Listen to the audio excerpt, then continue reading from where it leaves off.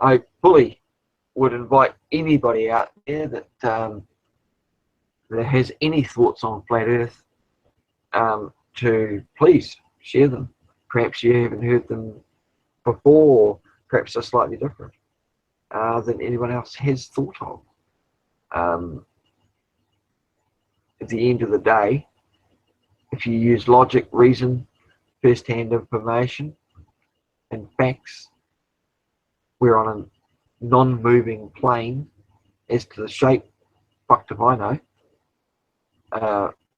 On that non-moving plane, there are flat surfaces called water.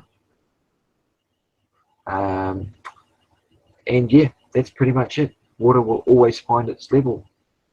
If you don't believe me, go and check your pet's Otho feeder and see if you can fill that fucker up and see if it doesn't overflow because of the water level balance that's going in it.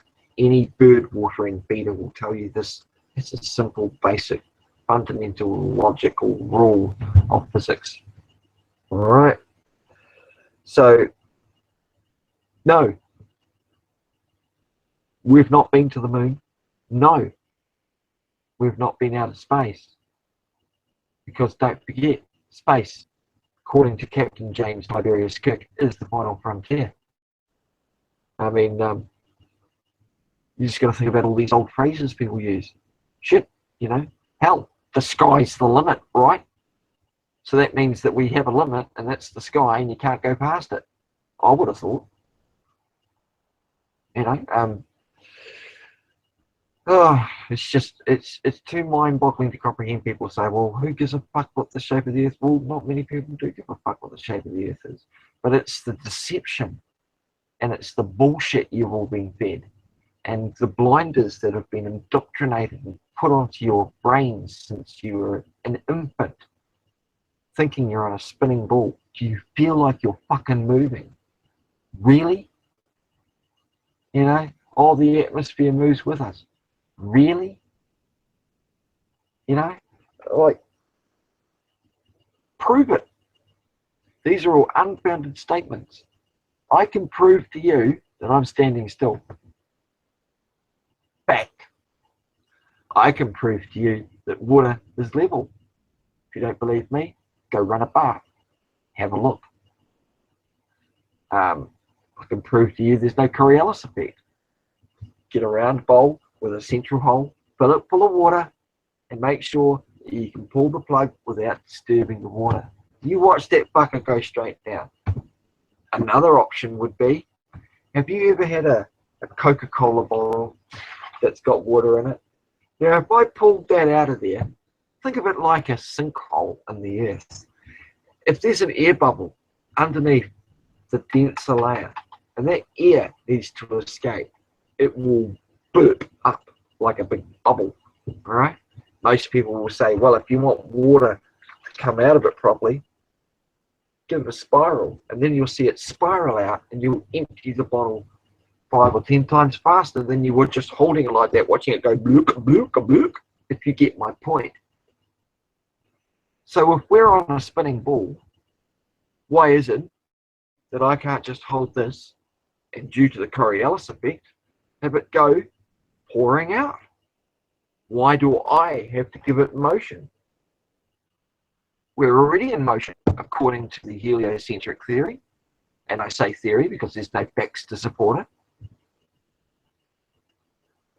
Think about it. That's what a bloody sinkhole is, or a sinkhole is. That's a burp of air coming through a denser liquid, and it generally leaves you a crater-like, I don't know, almost like a moon crater type burp bubble. All right? It's not a meteor crater when you see those things all over the earth. There's no solid lump of fucking mass in the center of the residue of the meteor that hit. No, it's a sinkhole that's bubbled up from underneath. Use your damn brains. Use your common sense and logic. You've got some. I reckon you have. You should know how to use it by now. People are probably thinking, fuck, will this prick ever shut up? Probably not. There you go.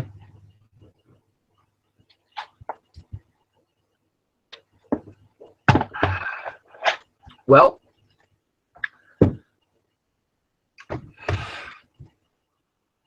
if there's any bullshitters out there, please come in and provide some evidence that you are spinning at 1,040 miles an hour or 1,600 kilometers an hour, 30 kilometers a second.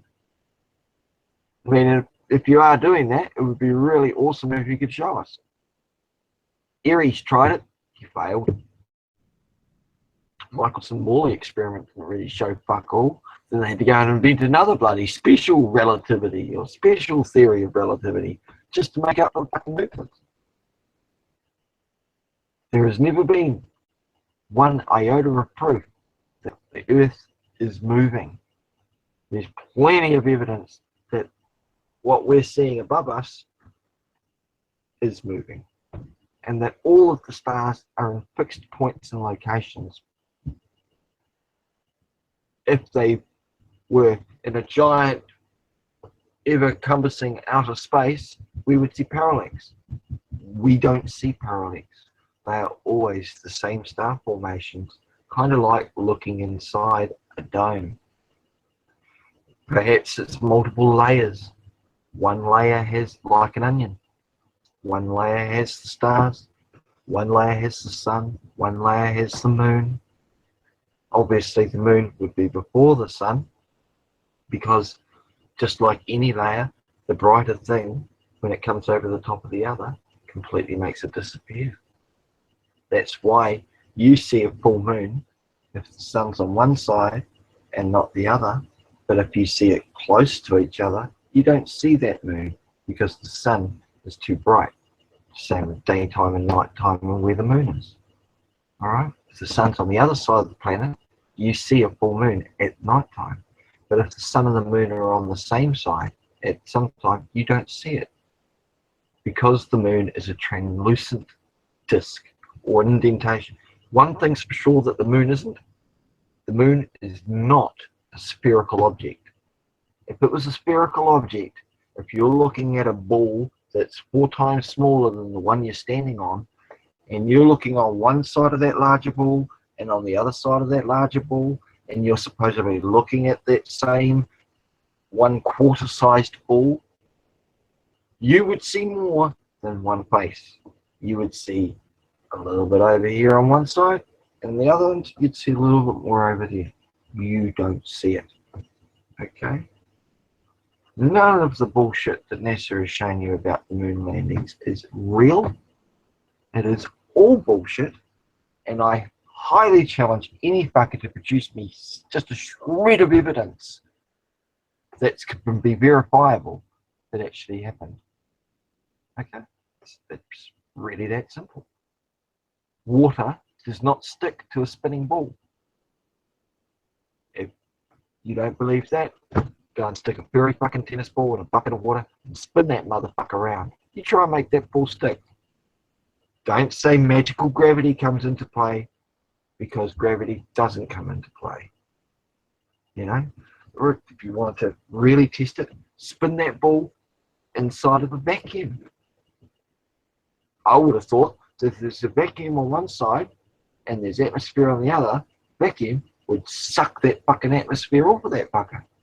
Wouldn't the vacuum suck the water off the ball? Or is it the lack of something that makes it a vacuum? It's not actually a suction type thing. I don't know. I haven't looked into that one. Just a thought. Unless there is a vortices or movement, water will always be standing still. The tides and the moon, people all say, well, look, you know, how come the tides don't affect lakes? And they do affect large bodies of water, whether it's salt or fresh. But for the majority of this plane that we're on, it's covered in salt water. Salt water is conductive. And the sun are both electrical creatures. With electricity, you always have magnetism. There is always a polarity. Okay? It's really that fucking simple. Water, when in motion, creates a magnetic field and an electrical charge.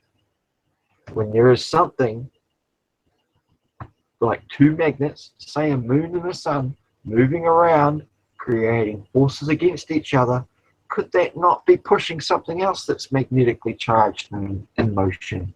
I don't know, like oceans? Think about it. Perhaps it's the magnetic charge, the push and pull, but the ebb and flow of the oceans is not due to gravitational force. The ebb and flow of motion of oceans is due to the magnetic and electrical attraction of the bodies that are orbiting above us.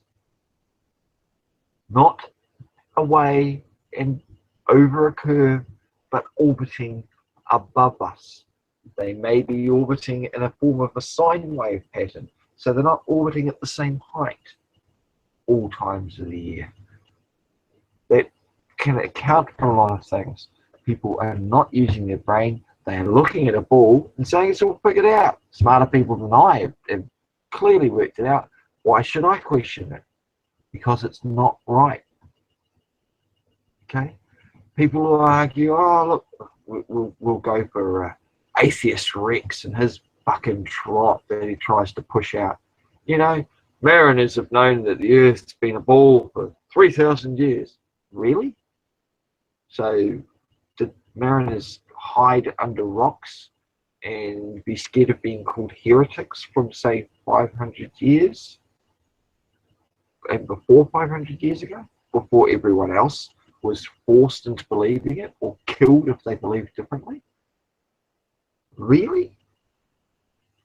Mariners work on a flat map through triangulation and trigonometry. They do not account for curve. It's that simple. They work out a distance from one point to another on a flat surface. There is no accounting for curvature when you are nautically marinating around the place. Excuse my terminology, it's like I can't be fuck picking of the correct words. You get the point. Yeah. So, yeah, I mean, and all you guys that say, oh, like, this cunt's really slow, I'd like to point out that it is now coming up to 12:15 on Saturday, the 4th of February, where I am. So, as far as all of you other pricks that might think I'm being slow, you fuckers need to catch up. Alright? Or is time just a man-made concept? You have all the time in the world, don't you? Just like me. We all have all the time in the world. Perhaps that's why, you know, women that are based on or governed by lunar cycles and men who are more energetic and seem to be based by the solar cycles, perhaps that's why, you know, women take a little longer than men. I mean, men take 24 hours, in the theory that the man is the sun and the moon is the woman. Well, shit, we've done 24 hours a lap, and I've taken 27.4. Of course, time runs a little slower. I always account for a little bit extra time when I'm asking my wife to do something. And I'm not saying that to be a chauvinist or anything, it's just a fact of life. And she knows, with me sometimes, I can be worse than she is. But that's all right. Because time is only relative to the perception of the person that's judging it. You know? It's really that easy. You know? You can live your life by a solar cycle, you can live your life by a lunar cycle, and you can live your life by whatever fucking time clock you want to. Although your body will give you grief if you don't give it the rest it requires, which is what mine's screaming at now. You know, when you're on New Zealand, clearly the blood's rushing to my head. Get a bit drunk on it sometimes. The motion, you know, it's too much for me, you know, spinning down here. You know, most people would say they feel lightheaded. You know, down here in New Zealand or probably over in Aussie, you feel a bit light-footed. If you don't, you know, sort of put an extra bit of weight to your feet, you might float off. You know.